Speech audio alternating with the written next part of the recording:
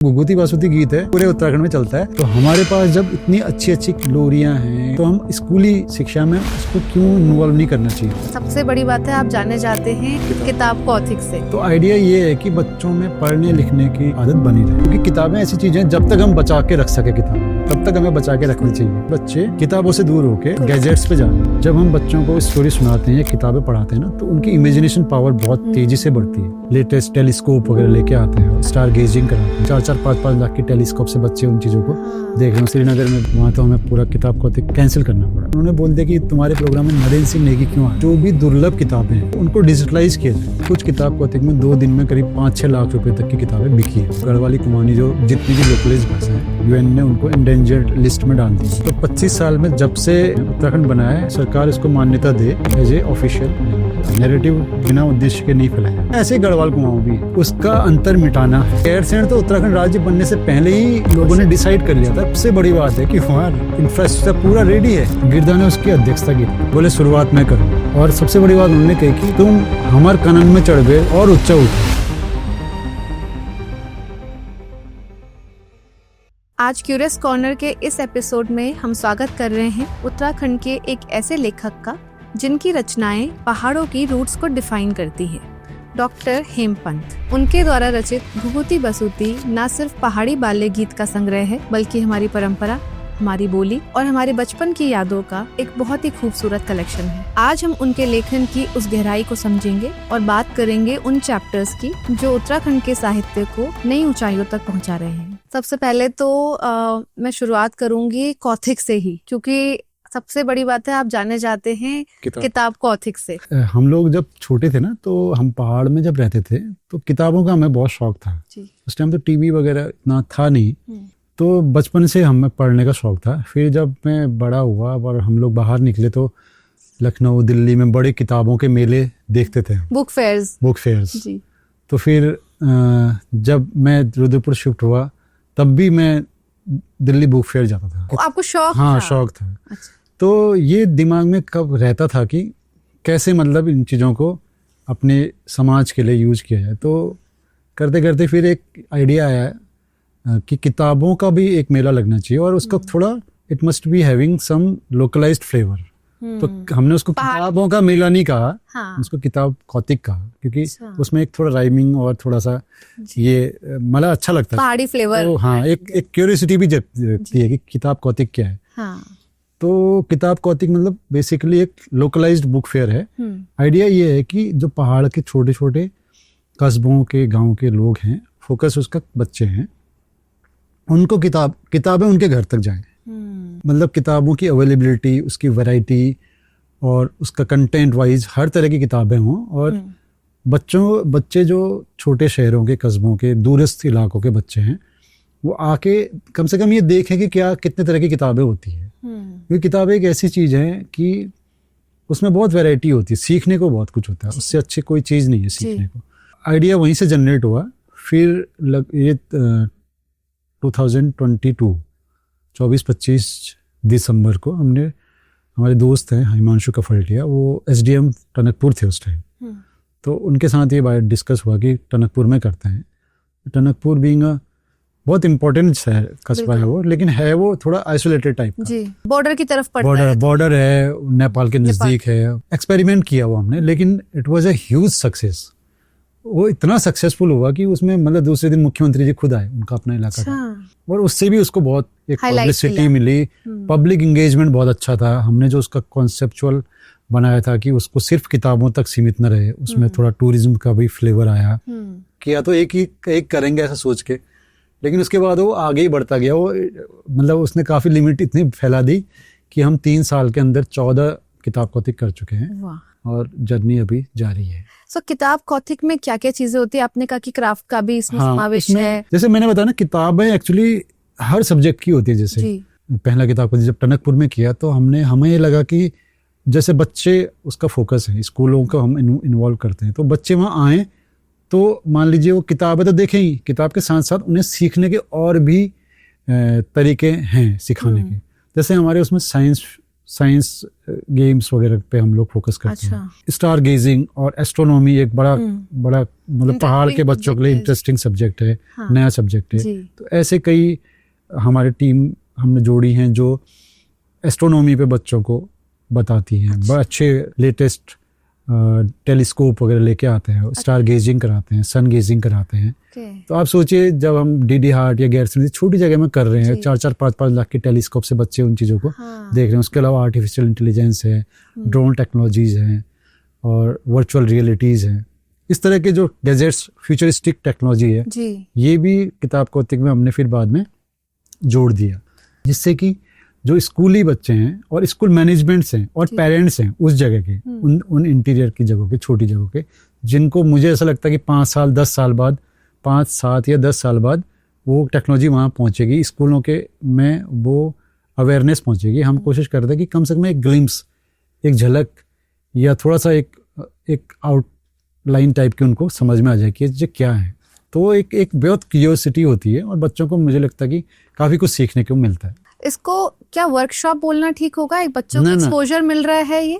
Workshop तो अलग से करते हैं हम अच्छा। किताब कौतिक में। ये तो क्या है, स्टॉल लगाया है तो उसमें किताबों का भी स्टॉल है, उसमें साइंस का भी स्टॉल है, उसमें नई टेक्नोलॉजी का भी स्टॉल है, उसमें ऐपण का भी स्टॉल्स रहते हैं। अच्छा। उसमें जो लोग पिरूल पे काम कर रहे हैं उसका भी स्टॉल रहता है। अच्छा। फिर उसके अलावा कुछ वर्कशॉप हम अलग से करते हैं। जैसे कई जो बड़े कलाकार हैं या जो साहित्य पे काम करने वाले, जैसे उदय किरोड़ा जी हैं, तो वो बच्चों के साथ लगातार काम करें तो उनकी 5 दिन की एक वर्कशॉप होती है। अच्छा। किताब कौतिक से जस्ट पहले। अच्छा। तो उसमें क्या होता है कि 6th 7th 8th में पढ़ने वाले जो बच्चे होते हैं पूरे एरिया के स्कूलों के सेलेक्टेड बच्चे उसमें पार्टिसिपेट करते हैं। जैसे फॉर एन एग्जांपल लास्ट हमने डीडी हार्ट में किया तो 140 बच्चे डीडी हार्ट के आसपास के हर स्कूल के थे, 6th 7th 8th के।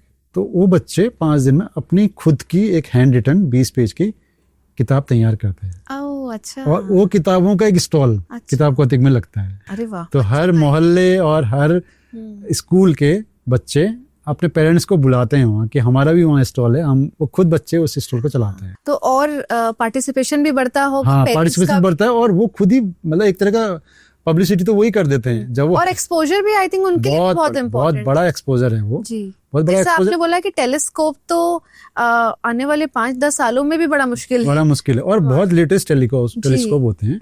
और ऐसी टीमें हैं जिनको अच्छा लगता है हमसे जुड़ के बच्चों तक इस टेक्नोलॉजी को पहुंचाना। फिर ये होता है कि उनका भी स्कूलों के साथ मतलब एक कांटेक्ट बन जाता है। बाद में स्कूल्स उनको इंडिविजुअली भी बुलाते हैं।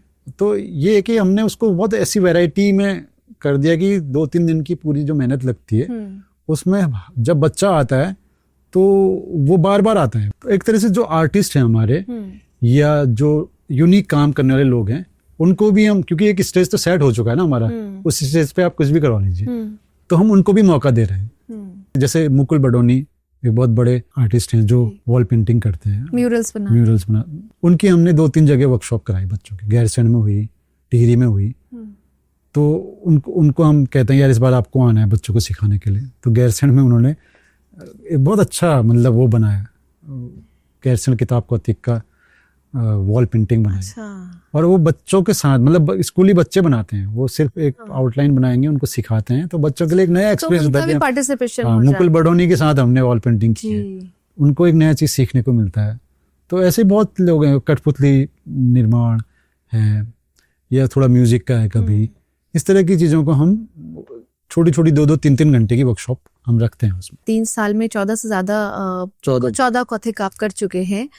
ये संसाधन आप कैसे जोड़ते हैं और इसमें आय के स्रोत कैसे? हाँ, जो पहला किताब कौतिक था टनकपुर वाला, वो तो हमने पब्लिक सपोर्ट से किया जी।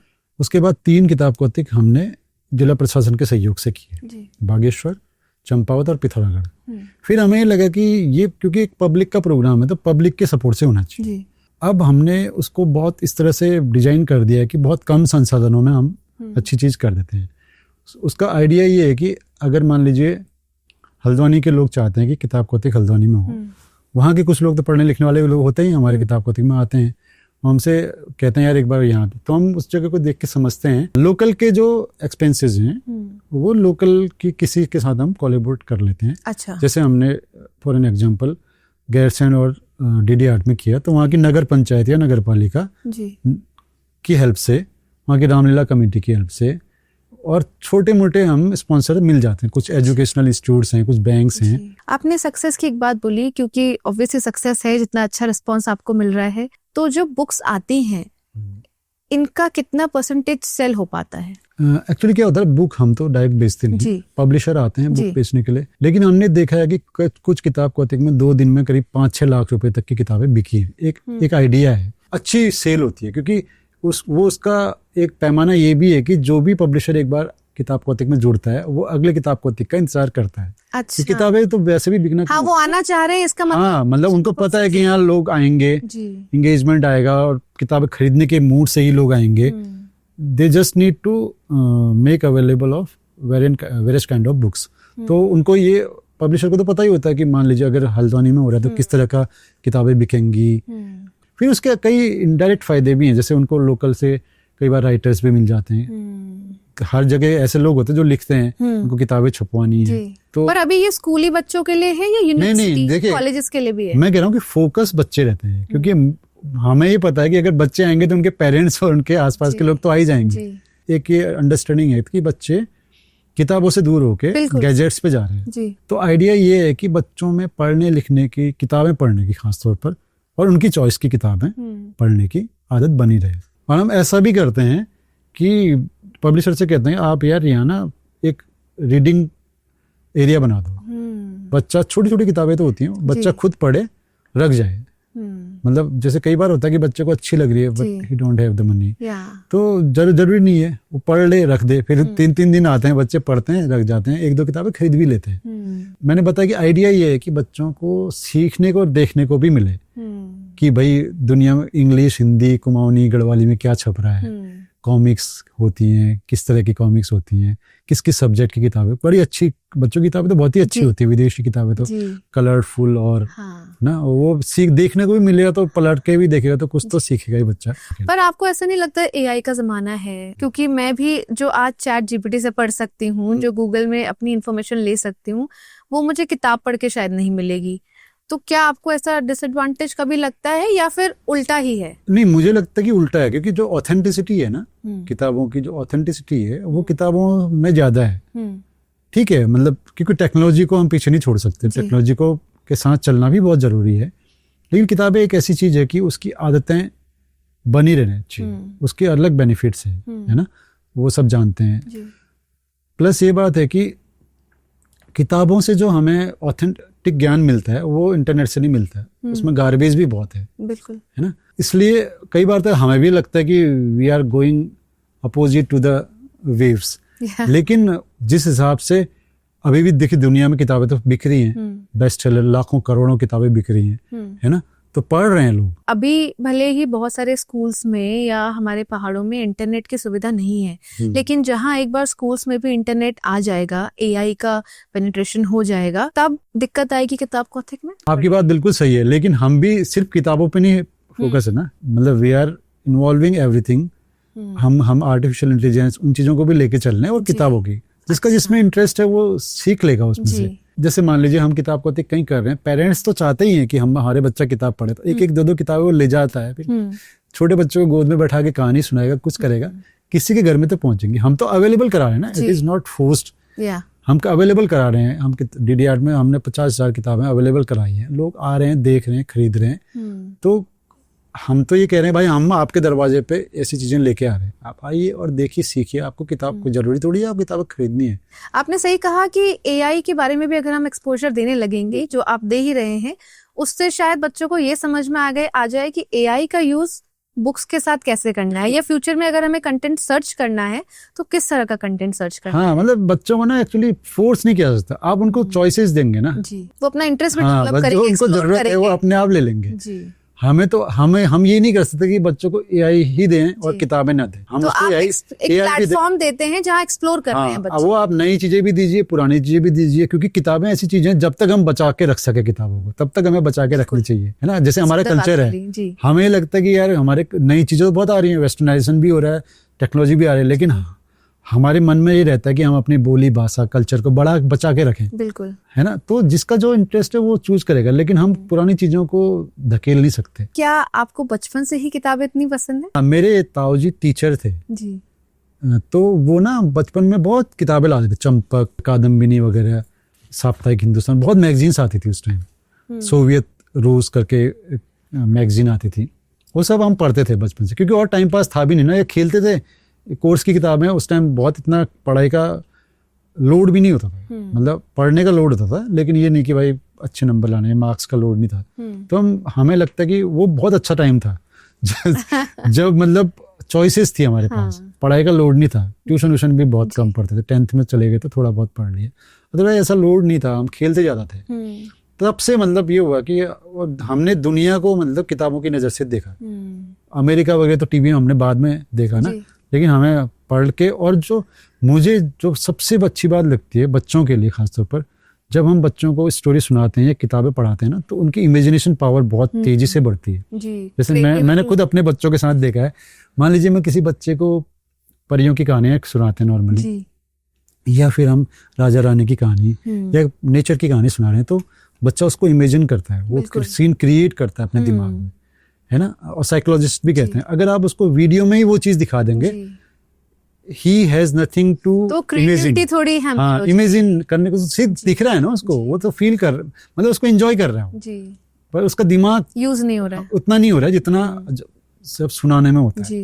तो ये बहुत बड़ी साइकोलॉजी है। और जो भी मैं जितना भी हम पढ़ते हैं देखते हैं, वो बच्चा या वो आदमी बहुत आगे सफल होता है। सफलता का पैमाना अलग अलग हो सकता है, लेकिन जो किताबों से गुजरा है, जिसमें लाइब्रेरी में अपना टाइम गुजारा है, जिसने किताबों से सीखा है और दुनिया से सीखा है ना, वो ज्यादा सक्सेसफुल रहा है अपने फील्ड में। घुघुती बासुती पे आना चाहूंगी। जब हम किताबों की बात कर ही रहे हैं, आपका बच्चों के प्रति प्रेम है और किताबों के प्रति भी है, तो घुघुती बासुती क्या है? हमें तो पता है कि एक राइम है, हाँ। एक पहाड़ी कविता है जिसको ज्यादातर हम बच्चों को खिलाने के लिए, कई बार उनको सुलाने के लिए यूज करते हैं। घुघुती बासुती की कहानी ऐसी है कि हमारे पहाड़ का जो कल्चर है ना, उसमें जो बच्चों के बाल गीत हैं, मतलब ट्रेडिशनली जो कन्वेंशनल बाल गीत हैं हमारे, वो बहुत रीच है जी। अपने बच्चों, जो स्टोरी टेलिंग या राइमिंग से जो बात आती है, वो यहाँ से आती है कि बच्चों को सिखाने के कई इंपॉर्टेंट गीत थे। हमारे त्योहारों के गीत थे, हमारे खेलने कूदने के गीत थे, लोरियाँ बहुत हमारी अच्छी हैं जी। तो जब मेरे खुद बच्चे छोटे थे, तो लोरी वगैरह सुनाते सुनाते मेरे को बड़ा इंटरेस्ट आया कि जो हमें ये लोरियाँ याद थी, तो बच्चों को भी बहुत अच्छा लगा। मतलब वो सेल्फ एक्सपीरियंस है, 100 अनुभव है जी। बच्चे मेरे से कहते थे कि आप और सुनाइए पापा, तो मेरे को लगा कि यार और सीखा जाए।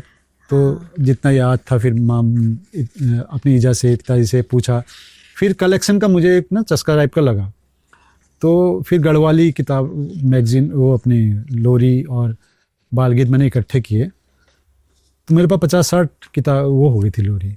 फिर कोरोना काल आया तो उस टाइम वो हमने ई बुक के रूप में निकाला। आपने कहाँ से संग्रह किया सर? संग्रह किताबें तो थी नहीं जी। मेरे को बड़ा इंटरेस्टिंग लगा कि यार इतना कल्चर पे काम हो रहा है और किसी ने आज तक मतलब उसको डॉक्यूमेंट नहीं किया था, बड़े स्तर पे तो नहीं किया था जी। तो फिर लोगों से पूछा आपके यहाँ क्या, कोई एक दो किसी ने दे दी, किसी ने जॉन सारी की दे दी, किसी ने अलग अलग है ना। और तो आप कलेक्ट करते रहे जोहारी के, कोई एक दो किताबों में, रिसर्च पेपर्स में मिल गई एक दो। तो सबसे बड़ी बात है कि जो घुघुती बासुती गीत है वो कॉमन है, इसलिए हमने किताब का नाम भी घुघुती बासुती रखा, क्योंकि वो पूरे उत्तराखंड में चलता है। हाँ, चाहे कुमाऊनी हो, चाहे जौनसारी हो, हर जगह सब जगह चलता है। और मैंने फिर बाद में ये देखा कि वो पूरे हिमालय रेंज में, हिमालय रेंज मतलब कि और स्टेट्स में, और स्टेट्स में भी घुघुती भी जो पक्षी होता है, घुघुती डव, हिमालयन डव जी, वो पूरे हिमालय में है, हाई एल्टीट्यूड हाँ, में। और उसका जो गाने का और बच्चों को एक्शन कराने का तरीका वो भी सेम है। और उसमें कितनी अच्छी बात है कि हर गीत में बच्चों को सीखने के लिए बहुत है। जैसे ऐसे गीत हैं जिसमें बच्चों को मौसम के बारे में सिखाया जाता है, अपने आसपास के पेड़ पौधों के बारे में सिखाया जाता है इसमें जी। एक इसमें बहुत ही इंटरेस्टिंग बात यह है कि जब हम बच्चों को इंग्लिश में राइमिंग सिखा रहे हैं या हिंदी की राइमिंग सिखा रहे हैं, तो हमारे पास जब इतनी अच्छी अच्छी लोरियां हैं, बाल गीत हैं, तो हम स्कूली शिक्षा में उसको क्यों इन्वॉल्व नहीं करना चाहिए हमको, क्योंकि जब हम उसको इन्वॉल्व करेंगे तो नई शिक्षा नीति में अभी जो आई है नई शिक्षा नीति 2020 में ये कहा गया कि आप अपने परिवेश और अपनी बोली भाषा में बच्चों को पढ़ाइए। लेकिन हमारे पास कंटेंट ही नहीं है, क्या पढ़ाएं? मतलब हम पढ़ाना भी चाहें तो क्या पढ़ाएं? तो कम से कम अगर आप बच्चों से, पहाड़ के बच्चों से आप बोलिए कि आप अपने मम्मी पापा से घर जाके दादा दादी से पूछिए कि आपके बचपन में कौन कौन से गीत होते थे। जैसे मैं हूँ, मेरे दादा दादी ने ज्यादा नहीं पढ़ा, मेरी दादी ने तो शायद अनपढ़ ही होंगी, लेकिन वो ऐसे गीत आते थे उनको जिनमें ऐसे ओवा कोखो 12 खड़ी सिखाई गई हम घर में। अच्छा। गिनती सिखाने के भी गीत बने थे। अच्छा। हाँ, वो हैं, मेरी किताब में भी है, भगवती वासुदेव में भी है। इतनी चीजें, और वो तो सीधे मतलब हमारी शिक्षा नीति में आ सकती है ना, हमारे करिकुलम में आ सकते हैं। सर, इस पे मेरे मन में एक सवाल है। जब हम बात करते हैं नई शिक्षा नीति की, NEP 2020 की, जिसमें बोला जाता है अपनी मातृभाषा में हमको अपने कार्यक्रम में, अपने पाठ्यक्रम में इसका समावेश करना है, तो इसका क्या मतलब है? क्या हम पढ़ाई गढ़वाली में करें या फिर हम अपने कंटेंट को बना के क्रिएट करके फिर उसको पढ़ाएं? जो मुझे ऐसा लगता है कि 5 साल का जो बच्चा है जी, तो 5 साल के बच्चे को अपनी दूध बोली जी, मतलब मदर टंग, हाँ मदर टंग जो है जी, हिंदी से पहले गढ़वाली कुमाऊनी जो भी है, जो आपके घर में बोली जाती है, जैसे पहाड़ में हमारे यहाँ कुमाऊनी सोरियाली बोली जाती है, 5 साल तक के बच्चे को उसी में, स्कूल में भी वही पढ़ानी चाहिए, मतलब उसी में पढ़ाना चाहिए, मुझे ऐसा लगता है। क्योंकि ना जो उसका बेस बन जाएगा। फिर देखिए कितनी अच्छी बात है, अगर बच्चा, वैसे भी अब 3 लैंग्वेज फॉर्मूला है ना जी, एक तो अपनी लोकल लैंग्वेज सीखेगा, फिर बड़ी क्लास में जाएगा तो हिंदी या इंग्लिश ऑब्वियसली उसको सीखनी है, तो 3 लैंग्वेज तो वो सीख ही रहा है। उसको फिर फ्रेंच या जर्मन या जापानीज, वो तो उसका इंटरेस्ट की बात है। तो 3 लैंग्वेज फॉर्मूला अगर हम NEP में भी है वो, तो क्यों ना हम एक अपनी बोली भाषा का सब्जेक्ट उस मतलब लैंग्वेज उसमें डालें। तो सर इसमें हमें गढ़वाली कुमाऊनी पढ़नी है या फिर नहीं? उसमें दोनों चीजें हैं, एक तो लैंग्वेज का भी आना चाहिए, एज ए लैंग्वेज उसको पढ़ाना चाहिए, प्लस कंटेंट भी आना चाहिए। जैसे हमारा जो भूगोल है ना, हमारा इतिहास है, हमारा कल्चर है, वो तो आएगा धीरे धीरे जब कंटेंट बनेगा। तो जब हम लैंग्वेज कई हुई करेंगे, कार्टून भी बनाए जाएंगे, उसमें कविताएं भी लिखी जाएंगी, उसमें बाल चित्र भी होंगे, कविता, सब कुछ होगा ना फिर तो इसका मतलब हुआ कि अगर मैं मैथ्स पढ़ रही हूँ या मैं साइंस पढ़ रही हूँ तो वो पढ़ाने का तरीका भी मातृभाषा, हाँ मतलब मातृभाषा में भी हो सकता है, या लोकलाइज्ड चीजें भी पढ़ाई जा सकती हैं। जैसे आपको बहुत इंटरेस्टिंग बात बताता हूँ, पद्मावत पंजी है पिथौरागढ़ से, उनके दादाजी की, मतलब he is around 90 right now, उनके दादाजी की किताब 1880 की किताब होगी, जब वो उनके दादाजी पढ़ते थे, उन्होंने मुझे दिखाई, उनको शौक है, वो हिस्टोरियन है वो, उन्होंने अपने दादाजी की किताब मुझे दिखाई, 1880-85 में पढ़ते होंगे, क्लास 6-7 की किताब, भूगोल की किताब है जी। तो उसमें पता है क्या पढ़ाया जा रहा है कि हमारे जिले में कौन सा अनाज होता है। अच्छा। हाँ, अंग्रेज पढ़ा रहे हैं हमारे जिले में कितना अनाज होता है, उसमें तहसील वाइज या गांव के हिसाब से, यहाँ इतना गहत होता है, यहाँ इतना भट्ट होता है, कौन से गांव से कितना लगान मिलता है। अच्छा। हाँ, ये पढ़ाया जा रहा है, कौन सा खनिज कौन से गांव में मिलता है। उस टाइम जियोग्राफी में आज से 150 साल पहले ये पढ़ाया जा रहा है ना। तो कम से कम हमारे 6, 7, 8 में ये पढ़ाया जाना चाहिए, तभी तो हम समझेंगे। अदरवाइज ठीक है, आप फ्रांस की क्रांति पढ़ा रहे हैं, रशिया की क्रांति पढ़ा रहे हैं, वो भी जरूरी है, लेकिन वो बड़ी क्लासेस में पढ़ाया जा सकता है। मुझे ऐसा लगता है कि जो कंटेंट है, पढ़ाने का कंटेंट है ना, वो क्यों ना हम अपने ज्योग्राफी समझें, क्यों ना हम अपने बच्चों को ये समझाएं कि हमारे यहाँ साइंस रिलेटेड कितने टेक्नोलॉजीज है ना, हल है, खेती की क्या टेक्निक है, पशुपालन का क्या तरीका है।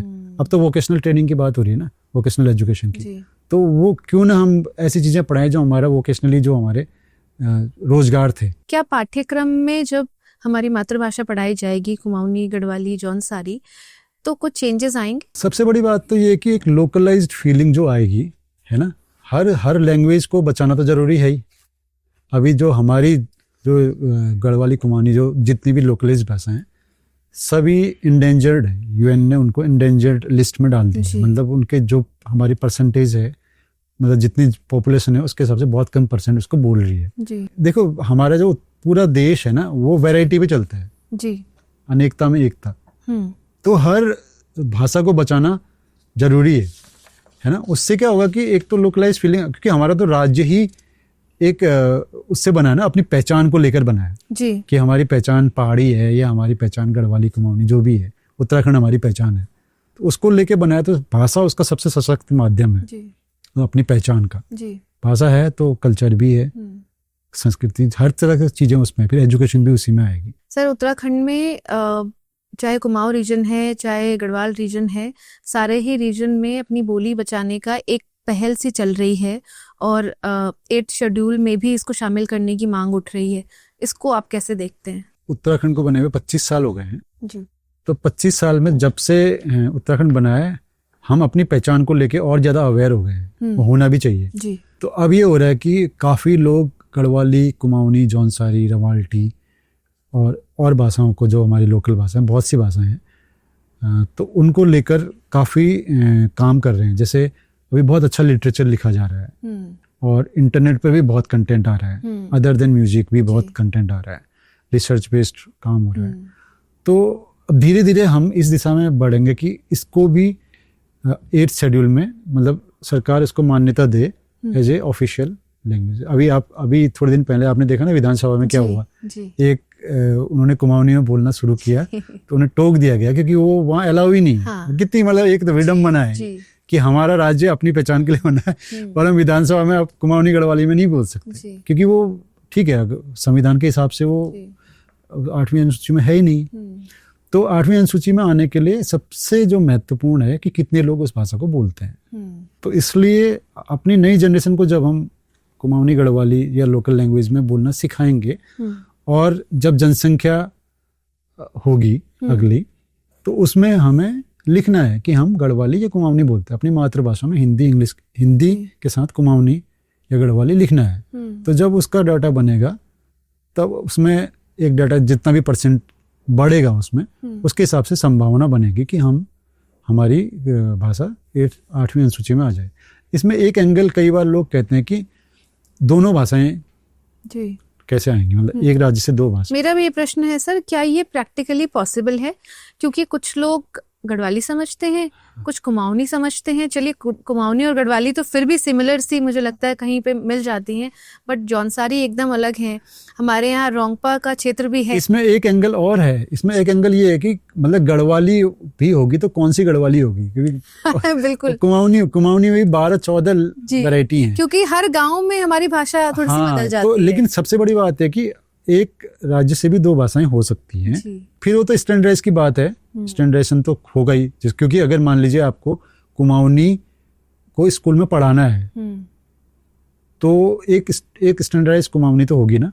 ऐसा तो नहीं होगा कि आप पिथौरागढ़ में सोरियाली पढ़ाओगे और लोहाघाट, चंपावत में काली कुमाऊं की पढ़ाओगे और अल्मोड़ा में खसपरजिया। तो रीजन वाइज हमें एक स्टैंडर्ड कुमाऊनी के एक स्टैंडर्ड बनाना पड़ेगा। एक जैसे बोली वो अभी हमने रुद्रपुर में कुमाऊनी भाषा सम्मेलन किया था, वो स्टैंडर्डाइजेशन पे था कि क्या, तो ऐसा माना जा रहा है कि सेंट्रलाइज जो अल्मोड़ा क्षेत्र की जो खसपरजिया बोली है उसको स्टैंडर्डाइज कर दिया जाएगा उसके आसपास। सर, इससे ऐसा नहीं होगा कि हर रीजन की एक अपनी टच है, एक प्रोनाउंसिएशन है। हाँ, नहीं, तो वो जो उच्चारण है क्या वो मिस होने के चांसेस नहीं, क्योंकि लैंग्वेज जो बोली जा रही है उसको तो स्टैंडर्डाइज नहीं किया सकता ना। उसको ऐसा थोड़ी कि किसी को कहा जाएगा कि आप कुमार खसपरजिया ही बोलोगे। पर जब नई जनरेशन एक स्टैंडर्ड भाषा बोलने पढ़ी जाएगी, देखिए पढ़ने वाली बात है जी, पढ़ाई के लिए तो स्टैंडर्डाइज बनाना ही पड़ेगा ना। जैसे हिंदी बनी है, हिंदी का एक स्टैंडर्डाइज हुआ है ना। हिंदी क्या है?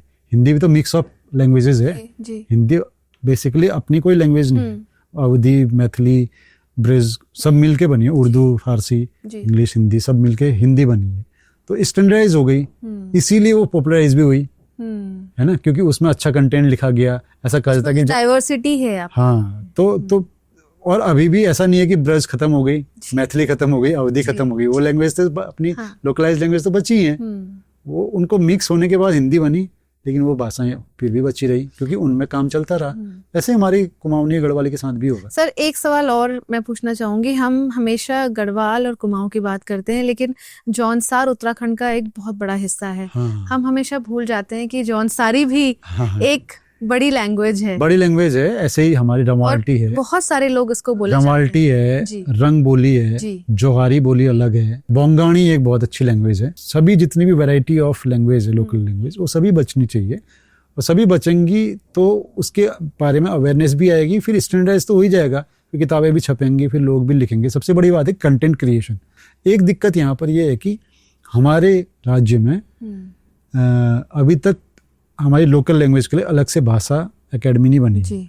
ऐसा होना चाहिए कि जैसे दिल्ली में एक एकेडमी बनी है जो गढ़वाली, कुमाऊनी, जौनसारी, मतलब उत्तराखंड की भाषाओं के लिए दिल्ली में एकेडमी है, लेकिन उत्तराखंड में नहीं है। हायर एजुकेशन पे इन्होंने सब्जेक्ट डाल दिए, कुमाऊनी का भी सब्जेक्ट है, मतलब कोर्स है, गढ़वाली का भी कोर्स है, हर यूनिवर्सिटी में है।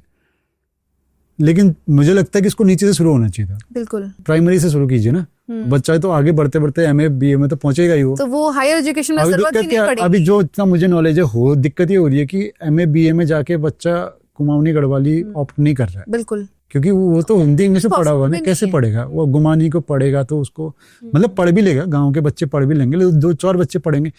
इसमें एक एंगल ये भी है, वो पढ़ के करेगा क्या? आप या तो गढ़वाली कुमाऊनी पढ़ने वाले बच्चे को आप जॉब में कुछ प्रेफरेंस दीजिए, या आप जैसे अगर मान लीजिए आप कोर्स में डाल देते हैं गढ़वाली कुमाऊनी अपनी लोकल लैंग्वेज को, कोई भी हो, तो अगर उसके लिए पोस्ट आएंगी, मान लीजिए गढ़वाली के लिए 100 पोस्ट आती है, कुमाऊनी के लिए 100 पोस्ट आती है एज ए टीचर, तो अगले 5 साल में देखिए कितने बच्चे सीख जाएंगे गढ़वाली कुमाऊनी। सर, हम गढ़वाल, कुमाऊं और उत्तराखंड के विभिन्न भागों की बात कर रहे हैं, तो ज़रूर दिमाग में आता है कि बहुत सारे नैरेटिव्स ऐसे हैं जो गढ़वाल और कुमाऊं के बीच में बनाए गए हैं, चाहे वो राजनीतिक परिदृश्य से देखा जाए उनको, या फिर किसी और कारणों से। तो क्या आपको ऐसा लगता है कि नैरेटिव गलत है या सही है? मेरे को ऐसा लगता है कि कई बार ना उसका एक उद्देश्य होता है, नैरेटिव बिना उद्देश्य के नहीं फैलाए जाते। जैसे अब आप टॉप से आएंगे तो हिंदू मुस्लिम नैरेटिव भी है, ठाकुर ब्राह्मण नैरेटिव है, तो एक नया नैरेटिव आ रहा है कि गढ़वाल पहाड़ मैदान है ना, ऐसे गढ़वाल कुमाऊं भी है। तो ओवरऑल देखा जाए तो देखिए उत्तराखंड तो उत्तराखंड है, गढ़वाल कुमाऊं सिर्फ 2 मंडल हैं, वो एडमिनिस्ट्रेटिव ब्लॉक्स हैं, मतलब वो तो बननी है, प्रशासन इकाई तो बननी है, उस हिसाब से होना चाहिए। अदरवाइज ऐसा कुछ भी नहीं है। गढ़वाल कुमाऊं के लोग मिलके रहते भी हैं, अब तो शादियां वादियां सब कुछ हो रहा है, खान पान हमारा सेम है, और लैंग्वेज भी मतलब ऐसा कुछ डिफरेंस नहीं है। जब हम गढ़वाली कुमाऊनी भी आपस में लोग बात करते हैं तो पता नहीं चलता कि गढ़वाली को, और अंडरस्टूडेबल है। सर, कुमाऊं का एक बहुत ही प्रसिद्ध त्योहार है खतड़वा, जो कि बारिश के मौसम के बाद मनाया जाता है, और इस बात का प्रतीक है कि गढ़वाल के राजा को कुमाऊं के राजा ने हराया था। तो क्या ऐसा सच में? नहीं, ये इतिहास के तौर पर गलत है। उसमें जो जिस राजा का नाम और मंत्री का नाम कहा गया है वैसा कोई इतिहास में नहीं मिलता है। असल में खतड़वा के बारे में मैंने लिखा भी था एक बार। खतड़वा, सर ये भी बता दीजिए खतड़वा होता क्या है? खतड़ मतलब हमारे यहाँ कहते हैं कपड़े को जी। तो ये माना जाता है कि जब बरसात खत्म हो गई, अगस्त सितंबर के टाइम पे होता है वो, बरसात खत्म होने के बाद सर्दियां शुरू होने वाली हैं, तो कपड़े जो हमारे सर्दियों के कपड़े हैं उनको निकाल के सुखाए जाते हैं, धूप दिखाते हैं, और वो पशुओं के से रिलेटेड, मतलब एक कृषि आधारित, पशुपालन आधारित त्योहार है। तो उसमें होता है कि जो पशु के रहने की गोठ कहते हैं हमारे, गोठ में साफ सफाई, जाले वाले जो हैं उनको आग लगा के जलाया जाता है, और उनकी जो बीमारी का प्रतीक है, जानवरों की बीमारी का प्रतीक जो, उसको खतड़वा कह के एक चौराहे पे उसको जला दिया जाता है। अच्छा। अब जो कहानी मतलब मिसअंडरस्टैंडिंग फैलाने के लिए कही गई है कि एक राजा हारा था, उसकी राजा के हारने की सूचना देने के लिए चोटियों पे वो जलाई गई थी। तो उसमें जो गैड़ा सिंह वगैरह राजा का नाम बताया गया, वो कहीं भी, क्योंकि अगर कोई राजा था, उसका मंत्री था, तो कहीं कोई दस्तावेज, कहीं ताम्रपत्र, कहीं किसी शिलालेख, कहीं तो हिस्टोरिकल उसमें आता ना, इतनी रिसर्च हो चुकी है, हमारे चंद राजाओं की पूरी वंशावली आ चुकी है, यहाँ गढ़वाल के राजाओं की वंशावली आ चुकी है, तो वैसे में कोई नाम नहीं है वो। अच्छा, तो ये एग्जिस्ट ही नहीं करते हैं। हाँ, मतलब काल्पनिक तरह की जैसे नैरेटिव का ना, ये एक र्यूमर टाइप का है, फिर कुछ लोगों ने इसको बढ़ावा दे दिया और वो धीरे धीरे वो खत्म हो हाँ, गया। ये आज भी मनाया जाता है, मनाया जा रहा है और बहुत अच्छा त्योहार है वो, मतलब मैंने बताया ना पशुपालन से रिलेटेड त्योहार है। पर उसके पीछे का जो मेन ऑब्जेक्ट है वो गाय की जीत खतड़वा की हार कहा जाता है। उसमें गाय की जीत होगी और खतड़वा मतलब जो उसके जैसे खुरपका मुंहपका बीमारियां होती हैं वो हारेंगी मतलब। और उनको एक जगह हम लोग बचपन में भी किया है, वो चौराहे पे लकड़ी वकड़ी जमा करते हैं दिन में, शाम को उस पर जलाते हैं। उस टाइम पे ककड़ी वकड़ी का लास्ट सीजन चलता है तो ककड़ी वकड़ी प्रसाद के रूप में बांटते हैं। अच्छा, इसमें राजा को हराने का कोई नहीं है, ये एक तरह का वो है, एक काल्पनिक कहानी है। आज आपने ये एक नैरेटिव जो है इसका सच बता दिया, वरना काफी जगह ये नैरेटिव जो है र्यूमर की तरफ फैला हुआ है। र्यूमर है। सर, आप पहाड़ पे और पहाड़ के लोगों के लिए हमेशा से कुछ ना कुछ करते आए हैं, इसीलिए मैं 2-3 सवाल इससे रिलेटेड पूछूंगी कि आपकी जर्नी में मेरे पहाड़ मेरे पहचान का क्या मतलब है और ये क्या है, इसके क्या क्या इनिशिएटिव्स हैं? हम लोग 2005 से क्रिएटिव उत्तराखंड दिल्ली में जब हमने शुरू किया था तब से अपनी रोजी रोटी चलाते हुए पहाड़ से रिलेटेड कुछ ना कुछ काम करते रहे। तो और इंटरनेट पर मेरा पहाड़.com नाम से हम लोगों ने 2006-07 में एक वेबसाइट चलाई, मेरा अभी भी वो है जी। उस टाइम हमारी ये कोशिश थी कि जो इंटरनेट पर जानकारी का अभाव है उत्तराखंड के बारे में, जो किताबों में जो जानकारी है उनको इंटरनेट पर धीरे धीरे डाल टेक्स्ट के रूप में, क्योंकि उस टाइम टेक्स्ट ही ज्यादा चलता था। 6-7 की बात कर रहा हूँ, इंटरनेट का शुरुआती दौर था। तो वो भी एक फ्यूचरिस्टिक अप्रोच थी कि आने वाले समय में लोग ये जानकारियां इंटरनेट पर ढूंढेंगे। तो जो जानकारियां उस पर डाली गई पर्सनैलिटीज के बारे में, ज्योग्राफी, कल्चर, लैंग्वेज, हर तरह की जानकारियां, हमारे जन आंदोलन जितने हुए थे सबको इंटरनेट पर डाला गया।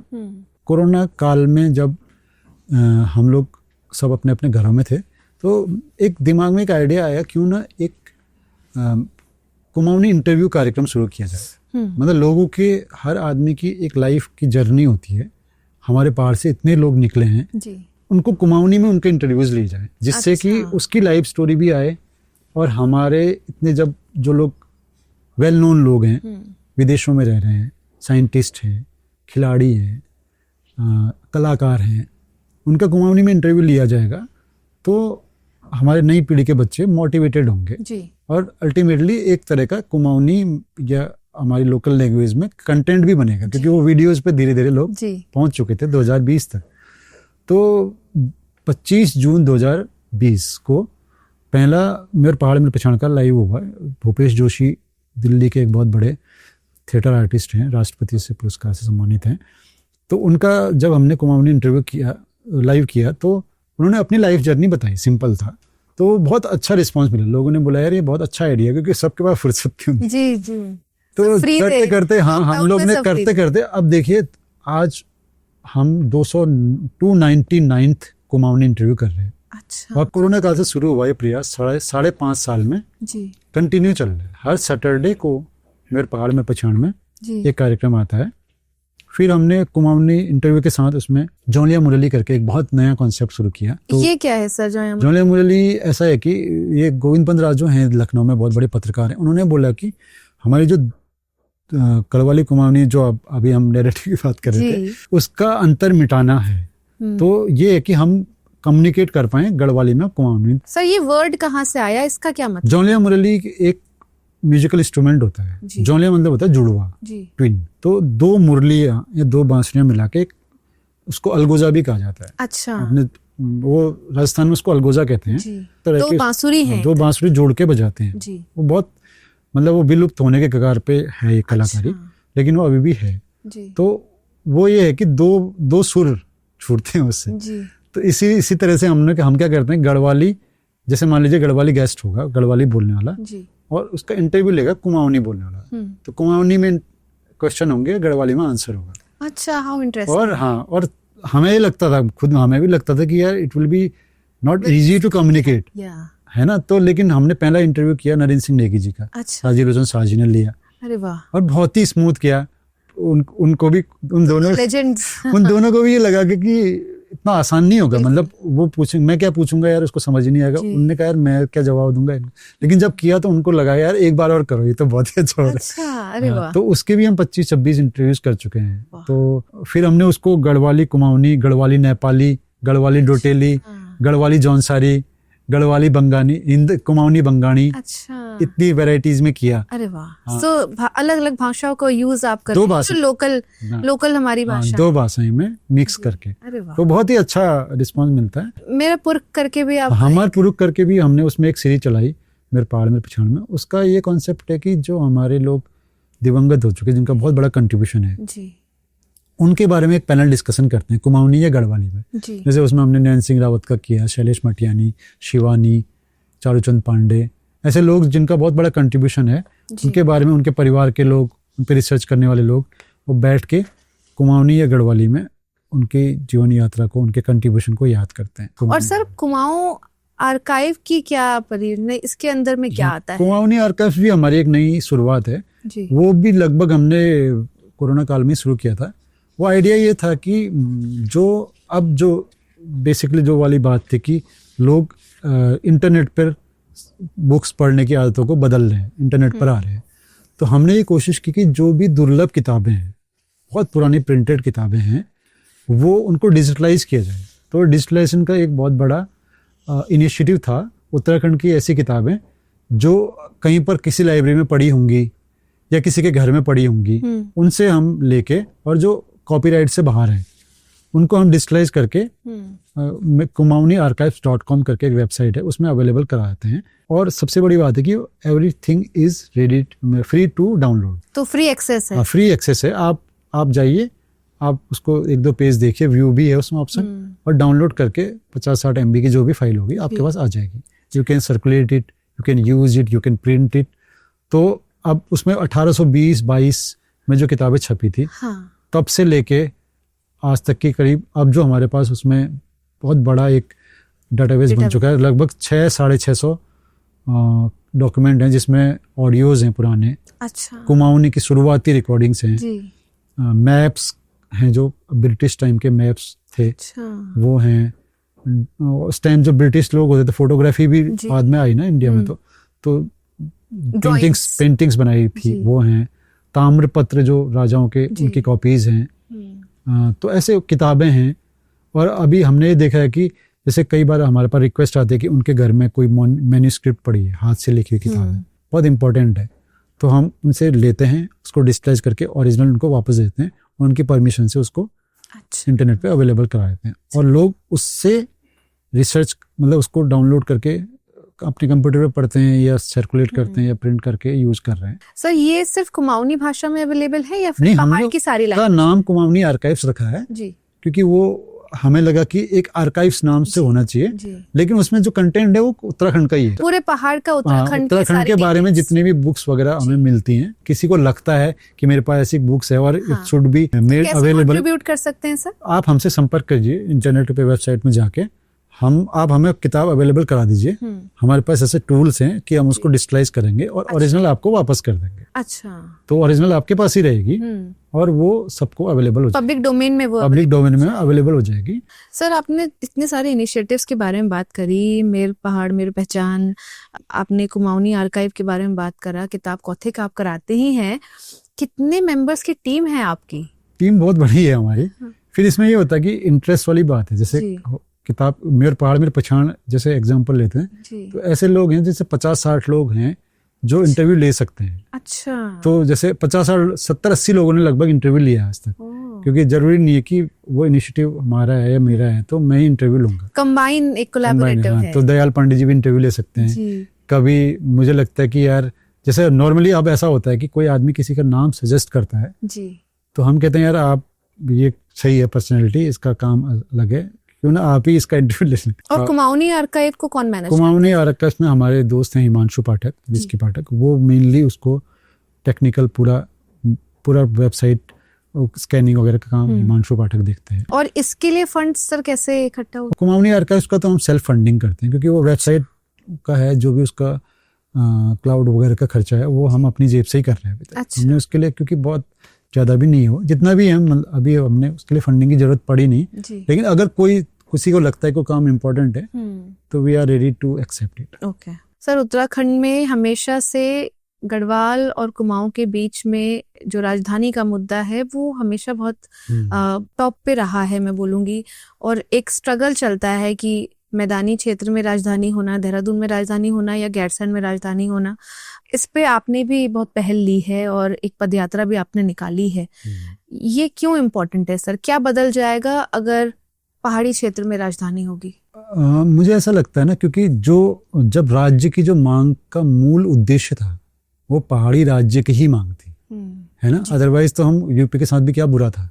लेकिन बात ये थी कि पहाड़ की जो समस्याएं हैं, पहाड़ का जो अपना रहन सहन है, हमारी जो जियोग्राफी है, हमारी जो लैंग्वेज कल्चर है, उसके हिसाब से हमें अलग कर दो। एक छोटी इकाई होगी, छोटी यूनिट में हमारा प्रदेश होगा, तो जो पॉलिसीज होंगी वो भी हमारे पहाड़ के हिसाब से बनेंगी। मुझे ऐसा लगता है कि जो प्लेन्स के जो जिले, मतलब अभी क्या है कि 9 जिले तो पूरे पहाड़ी हैं, 2 जिले पूरे प्लेन्स के हैं, उधम सिंह नगर और हरिद्वार।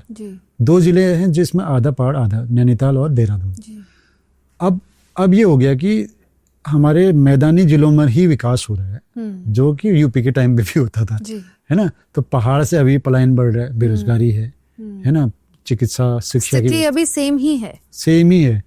वो कब बदल सकता है? क्योंकि हम तो गैरसैंण भी, जैसा आपने कहा, मेरा पहाड़.com जब हमने शुरू किया था 2006-07 में, 6-7 साल हो चुके थे उत्तराखंड को बने हुए, और राजधानी की कोई बात नहीं करा था, क्योंकि देहरादून में हम बैठे हैं। देहरादून तो अस्थायी राजधानी है, इट्स अ फैक्ट।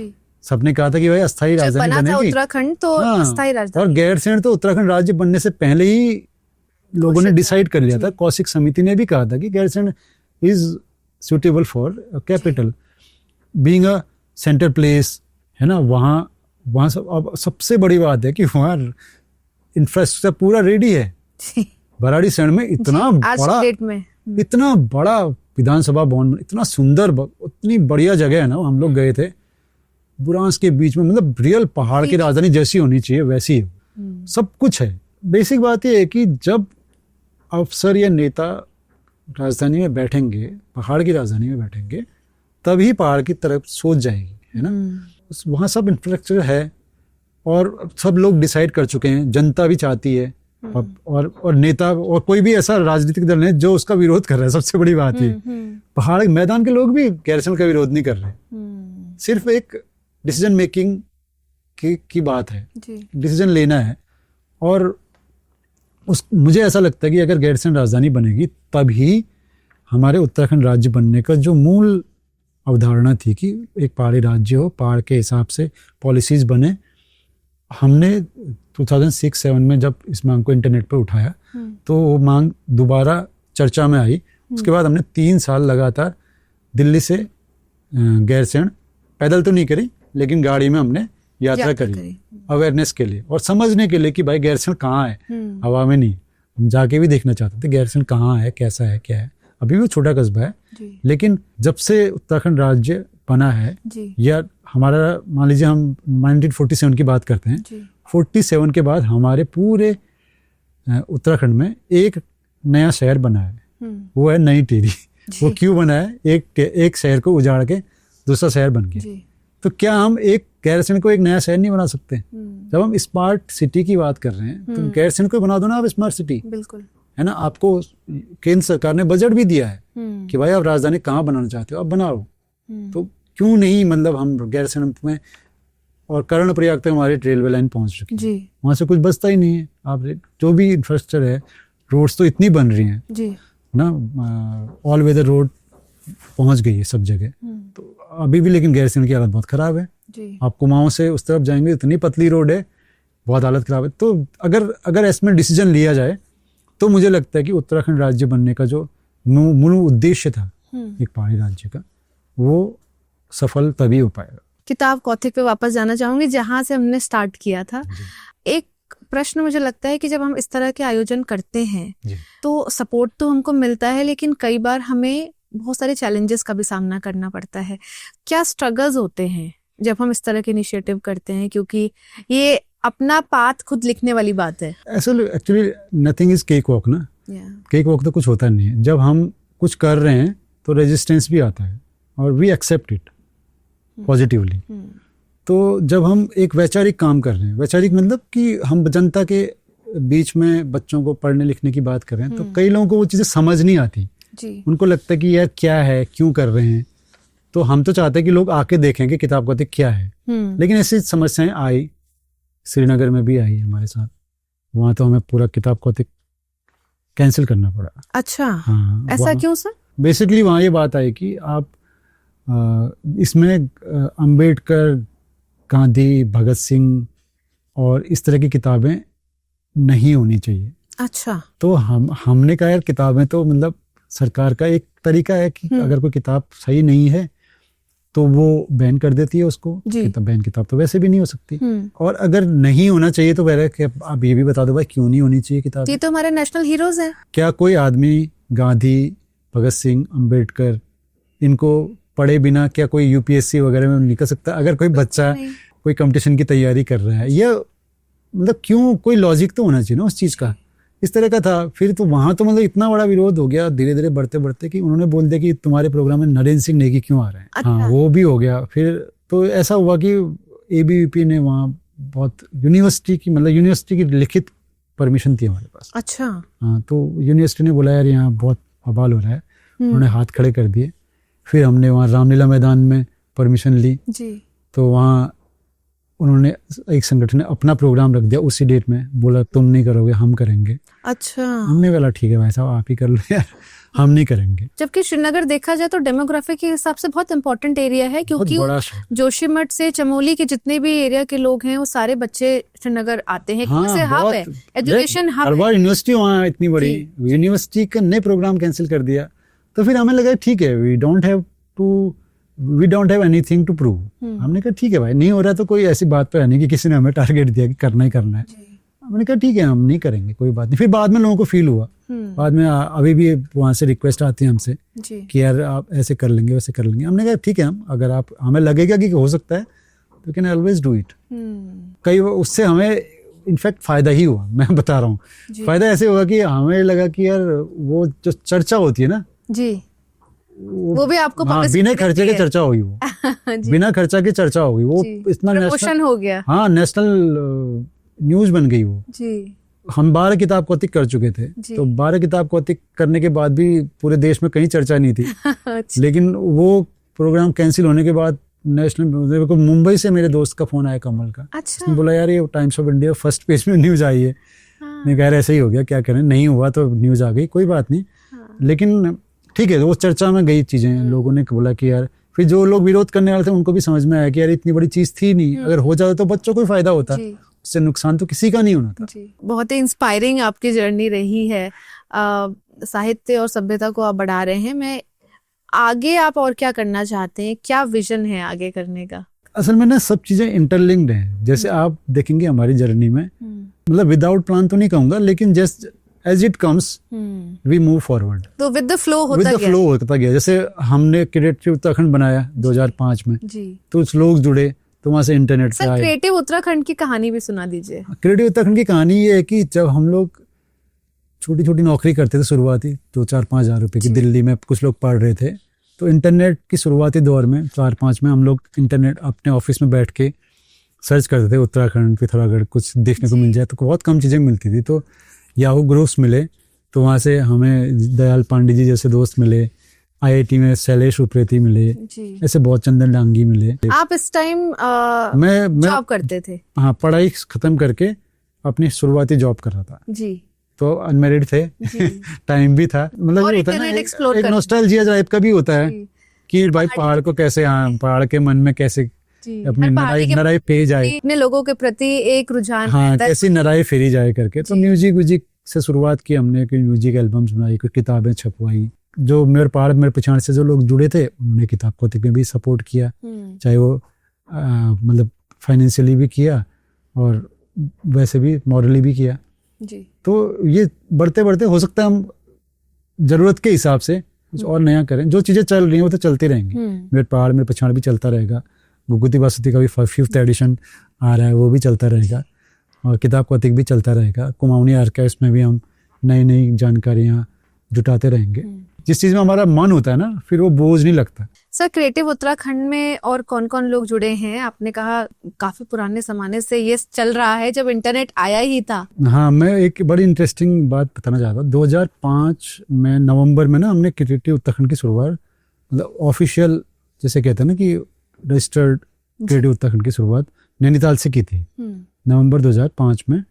उस कार्यक्रम के जो अध्यक्षता की थी उसमें बहुत लोग थे। उसमें जहूर आलम थे, शेखर पाठक थे, राजीव लोचन शाह थे, शमशेर बिष्ट थे, पुष्पेश त्रिपाठी थे और भी पॉलिटिशियन वगैरह बहुत थे। तो गिरदा ने उसकी अध्यक्षता की थी। अच्छा।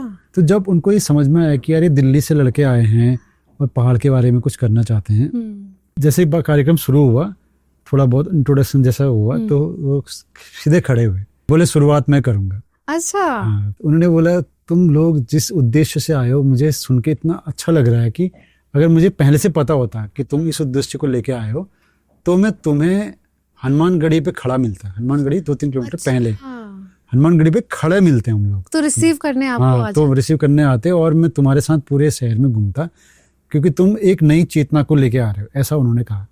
और सबसे बड़ी बात उन्होंने कही कि तुम हमारे कानन में चढ़ और ऊंचा उठो, मतलब हमारे कंधों को यूज करो तुम ऊंचा उठने के लिए।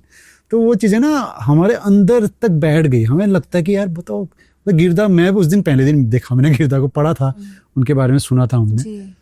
तो उन्होंने जब कहा कि तुम हमारे कानन में और उच्च उठो और उच्च उठो, तो मेरे को लगा यार ये मतलब हमारे ऊपर कोई जिम्मेदारी पड़ गई मतलब।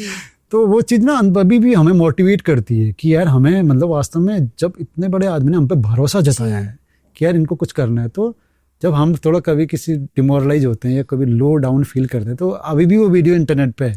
अच्छा। हम कभी कभी उनके प्रोग्राम, जब हर साल उनके बर्थडे या उसके डेथ एनिवर्सरी पे काम करते हैं, तो उस इंटरव्यू उस वीडियो को देखते हैं। तो इतना मोटिवेट किया उन्होंने कि मुझे तुम लोगों से बहुत उम्मीदें हैं। इतने खुश थे वो। उन्होंने हम पे देखा कि यार ये लोग इतनी, क्योंकि हम पहाड़ से मतलब हम खुद ही शुरुआत कर रहे थे अपने करियर की, छोटी छोटी नौकरी कर रहे थे। उन्होंने बहुत मोटिवेट किया हमको और एज एन इंस्पिरेशन हम उनको लेते हैं। अभी भी जो मेरा पहाड़.forum.com है उसमें जाके देंगे तो गिरदा की जो शुरुआत, मतलब जो पहले कविताएं वगैरह हैं उसी जगह मिलेंगे आप। अच्छा। अभी भी वहाँ से लोग उनको लेते हैं, उनको आगे बढ़ाते हैं, उनके वीडियोज बनाते हैं, गाते हैं, हर चीज़ वहाँ मेरा पहाड़.forum.com पे ही हमने सबसे पहले उपलब्ध कराया। और कैसा ऑरा था, क्या एनर्जी होती थी जब गिरदा हुआ करते थे आसपास? हाँ, वो बड़े अच्छे आदमी, मतलब गिरदा तो इतने मोटिवेशनल आदमी थे। मतलब कभी कभी क्या होता था, मैं पिथौरागढ़ घर से दिवाली में फ़ोन करता था, तो मैं पिथौरागढ़ आया हूँ दिवाली में आपको बधाई देने के लिए, तो बड़ा अरे मुझे वहाँ इसको बब्बा कहते थे, वो बब्बा। अच्छा। हाँ बब्बा, उसको कवित्री को याद कर देना, उसको याद कर देना। बड़े मायाला टाइप के आदमी होते हैं ना, मायाला कहते हैं हमारे। तो बहुत लविंग टाइप के, और इतने पढ़े हुए, मतलब वेल रेड बोलते हैं जिसको ना। उसकी पर्सनैलिटी भी बहुत अच्छी थी, बोलते भी बहुत अच्छा थे। इनफैक्ट वो ये सलेश और ये लोगों ने अमेरिका बुलाया एक बार उनको, उसमें नरेंद्र सिंह नेगी जी, गिरदा और शेखर पाठक, ये लोग तीनों लोग गए थे। तो तब जब उनको हम एयरपोर्ट पे छोड़ने भी गए और रिसीव करने भी गए, तो वहाँ से आके भी उन्होंने अरे अमेरिका के अपने एक्सपीरियंसेस सुनाए हमको। हाँ। और बाद में भी हम लोग मिलते रहे, मैं उनके घर भी जाता था, तो बहुत मतलब उनको बड़ी ऐसा लगता था कि यार तुम लोग ये करो, गाइड भी करते थे और पढ़ते भी थे, मतलब हर चीज़ उनके नॉलेज में रहता था कि ये तुमने पढ़ा या नहीं पढ़ा, ये नया कुछ आया, अपडेटेड रहते थे, पढ़ते भी थे लोग और बड़े अवेयर थे, वो चिंतित रहते थे, मतलब पहाड़ को लेके उनके मन में ये होता है ना कि उस टाइम तो सूचना का इतना वो भी नहीं, अखबार पढ़ के या उन चीज़ों से करते थे। लास्ट आज तक भी मतलब काफ़ी चिंतित रहे वो पहाड़ को लेकर। और जो उनका काम था ना, उनका जो गीत थे, वो गीत बहुत ही इम्पोर्टेंट है। जैसे फैज़ को उन्होंने कुमाऊनी में ट्रांसलेट किया जी। आपने सुना है वो? फैज़ अहमद फैज़ की एक कविता है, दुनिया से जब अपना हिस्सा मांगेंगे पूरी दुनिया मांगेंगे। तो उन्होंने उसको लिखा, हम ओढ़ बारूड़ी हम कुल्ली कबाड़ी, जय दिन ये दुनी थे हिसाब ल्यूला, एक हांगने मांगू एक फांगने मांगू, सारा खाता खतौनी किताब ल्यूला। अच्छा। तो उन्होंने ये बताया कि वो फैज़ को पढ़ते होंगे एज ए एक्टिविस्ट। वो किसी पहाड़ में ना कोई फैक्ट्री थी छोटी सी रानी खेत में शायद, वहाँ यूनियन का कोई स्ट्राइक वगैरह हुई होगी, तो वो गए वहाँ, उन्होंने जब उसको सुनाया तो उनको कोई रिस्पॉन्स नहीं मिला क्योंकि वो मजदूर उसको समझ नहीं पाए। तो उनने बोला यार इसको ट्रांसलेट करना चाहिए, तो उन्होंने फैज़ को कुमाऊनी में ट्रांसलेट किया। हम ओढ़ बारोड़ी लोहारे कुल्ली कबाड़ी जे दिन ये दुनी थे हिसाब ले लो, एक हांग ने मांगू एक फंग ने मांगू, सारा खाता खतौनी किताब ले लो। इतना इससे बढ़िया क्या पूरा हिसाब उन्होंने पूरा मतलब उसको लोकलाइज भी कर दिया और पूरी फील भी आ गई। आगे भी उसमें क्या उम्मीदें थी उनकी? आपने बोला चिंतित रहते थे, क्यों चिंतित रहते थे? मतलब वही कि अब जैसे हमने गैरसैंण है, नदियों को बचाने, विकास को लेके यात्राएं करी, विकास मतलब पहाड़ के हिसाब से विकास होना चाहिए, पहाड़ आधारित जिस उद्देश्य से उत्तराखंड बना है उसको लेके होना चाहिए। तो अब वो नहीं हो पा रहा ना, अभी भी हम देख रहे हैं शिक्षा स्वास्थ्य की व्यवस्थाओं पे देख रहे हैं, सब लोग पता ही है। तो जो 25 साल उत्तराखंड के हुए हैं, मतलब उस हिसाब से मुझे लगता है कि गिरदा जो चाहते थे, है ना, जो पुराने लोग जिन्होंने, जैसे दिवाकर भट्टा भी चले गए, तो ऐसे लोगों ने जिस हिसाब से उत्तराखंड को बनाने की कोशिश करी, जिस उद्देश्य से बनाया, उससे बहुत दूर हो गए हम। क्योंकि ठीक है हम इतने एक्सपीरियंस तो नहीं है, लेकिन हम भी तो उत्तराखंड 45-46 साल के हम भी हो गए हैं, हमारी नजरों के सामने उत्तराखंड बना है, हम भी कहीं ना कहीं लोगों से मिलते जुलते हैं, समाज को भी समझते हैं। तो जिस हिसाब से होना चाहिए था, पहाड़ सेंट्रिक सोच के साथ पहाड़ उत्तराखंड को बनना चाहिए था, या लोगों के कष्ट कम होने चाहिए थे, वो नहीं हुआ है। और जो नई सरकारें आएंगी उनसे उम्मीद करनी चाहिए कि वो अपनी जो घोषणाएं करते हैं, चुनावी घोषणा पत्र जो बनाते हैं, उसके हिसाब से काम करें। अभी चौखटिया में देखिए इतना बड़ा, आई थिंक हमें ही जागरूक होने की जरूरत है, क्योंकि हम भूल जाते चुनाव होने के बाद कि अभी देखो चौखटिया में इतना बड़ा आंदोलन हुआ, क्या था, उन्होंने बोला यार तुमने उप जिला चिकित्सालय की घोषणा करी थी, वो हमें दे दो। 100 दिन आंदोलन चला, पैदल आए चौखटिया से लेकर देहरादून तक, फिर भी उनको आश्वासन मिला खाली, मांग तो वाजिब है। बिल्कुल। अभी भी ऐसा हो रहा है कि जिला चिकित्सालयों में डिलीवरी नहीं हो पा रही औरतों की, है ना। अभी दयाल पांडे जी इनके परिचित थे, उस लड़के का पैर की हड्डी टूटी चंपावत में। बताइए, इतनी बेसिक जो रिक्वायरमेंट है हमारी वो पूरी नहीं हो पा रही है। बेसिक है, स्वास्थ्य सेवाएं, एजुकेशन तो हमारी बहुत ही प्राइमरी नीड है, जो अभी भी हम बहुत पीछे। हाँ, मतलब देखिए ना, उसमें ही काम नहीं हो रहा है, तो फिर तो मतलब पर्पस जॉब्स तो फिर हम भूल ही जाएं। हाँ, करप्शन, जॉब्स, खनन वनन, पर्यावरण, ये तो बात की बात है ना। सबसे तो बेसिक तो शिक्षा और स्वास्थ्य है जी। डिजास्टर को लेके हमारी अभी तक पॉलिसी ही नहीं है। जबकि हमारा स्टेट तो ऐसे टेक्टोनिक प्लेट्स पे स्टैंड करता है, जहाँ पे कभी भी कोई बड़ा डिजास्टर, अरे हर बरसात में यहाँ लैंडस्लाइड होती है, गर्मियों में यहाँ दावानल और जंगलों में आग लगती है। हमारे राज्य में मतलब डिजास्टर और टूरिज्म को लेके बहुत सीरियसनेस होनी चाहिए ना जी। लेकिन जहां तक मेरी अंडरस्टैंडिंग है, हमारे राज्य में जितने भी पर्यटन अधिकारी, जिला पर्यटन अधिकारी होते हैं या जिला आपदा प्रबंधन अधिकारी, वो परमानेंट नहीं है, पता है आपको। मतलब अगर ये आरटीआई से सूचना निकाली जाए, अच्छा, तो कॉन्टेक्चुअल है वो अभी भी।